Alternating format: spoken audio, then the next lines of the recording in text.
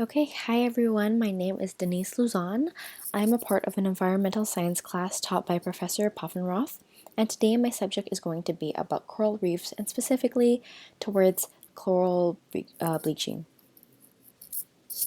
So, what are coral in general before I talk about the whole coral reefs and coral bleaching? So, coral is an animal and it has this symbiotic relationship with all sorts of other animals and plants. I want to talk about more specifically shallow coral and the ones found in like deeper waters. So, for shallow coral, they have a symbiotic relationship with algae and algae will give them its food that comes from photosynthesis, and in turn, the coral will provide algae with protection and a bit of its nutrients. Deeper coral, on the other hand, has a relationship with plankton and other organic material, and it's the same concept as shallow coral except with plankton. So, same idea, not just except with plankton. So, what are coral reefs? We have three different kinds of coral reefs. We have fringing reefs, atoll reefs, and barrier reefs. Fringing reefs are the most common type of coral reef. They form borders around surrounding shorelines and surrounding islands, as you can see through that picture. These are the ones where most people would go snorkeling or swimming in places like Hawaii.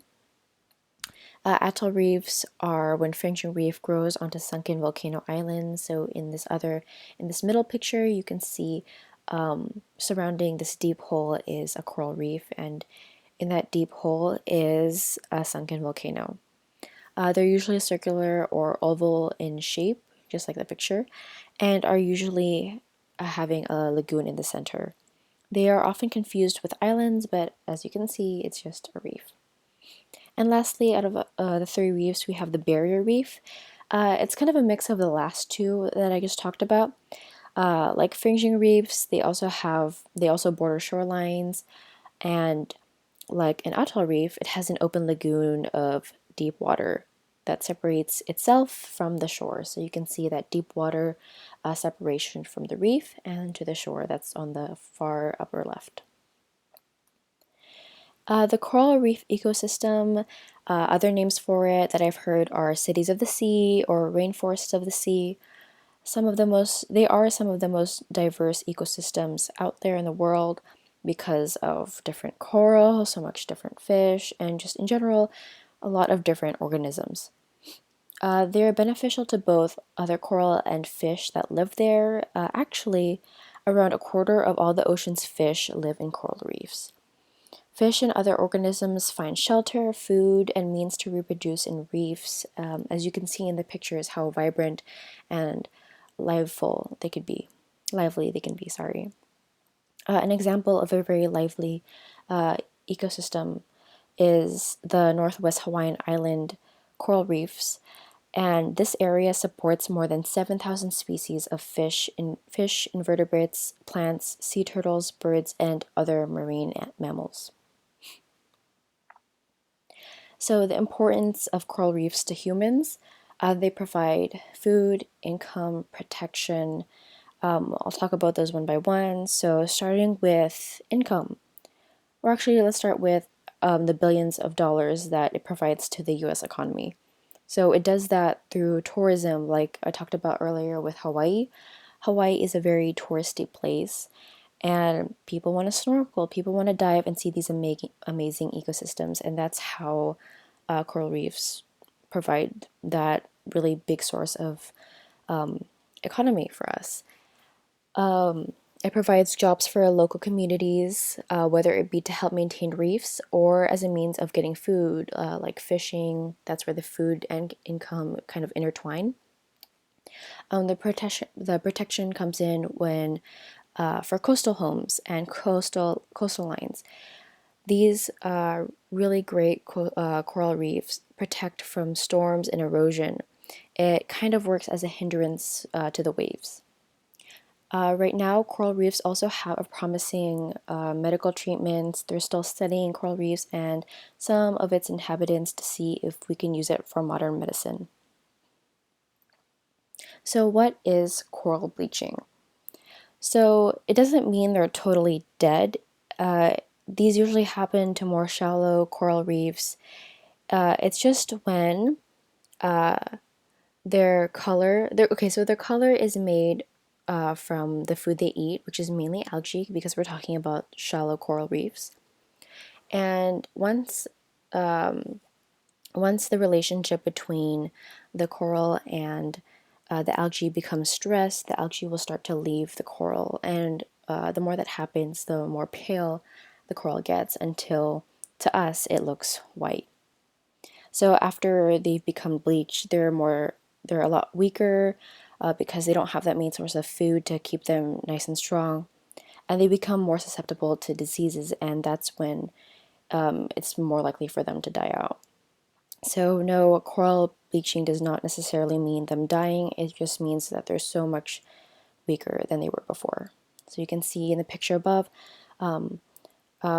there's one from 1997, and then below that is 2004, and just the big difference in how much coral is gone and how much of it is now paler and whiter. So, what causes coral bleaching? There are lots of different ways that coral bleaching happens. One of which is through climate change and global warming. When the water temperature just gets warmer, the algae does not like the difference in water temperature, and so that stresses the relationship between coral and algae. Another reason is intense sunlight, and again, these are for more shallow waters. It's very similar to the warmer waters in which the algae just does not prefer it. It's just too much for it, and it stresses the relationship.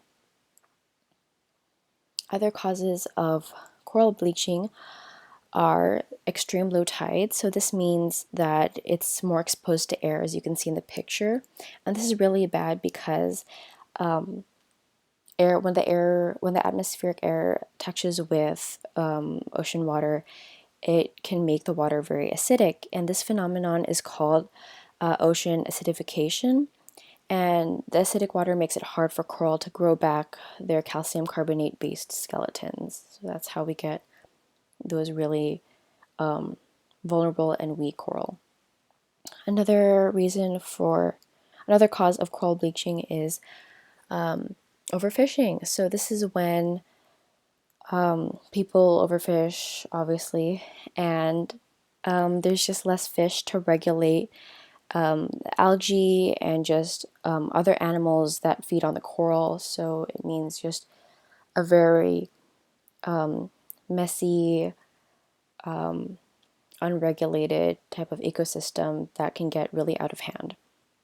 And lastly, we have pollution. So this is when there are storm runoffs that either dilute the water or carry pollutants. And in general, just the litter that some people leave on the beach and ocean just disrupts the whole ecosystem and covers up the very healthy parts of the coral. And of course, it's bad for the fish of course.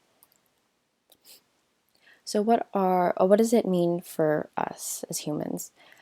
For us as humans, it takes away definitely all the benefits that we talked about before, and less algae means less coral.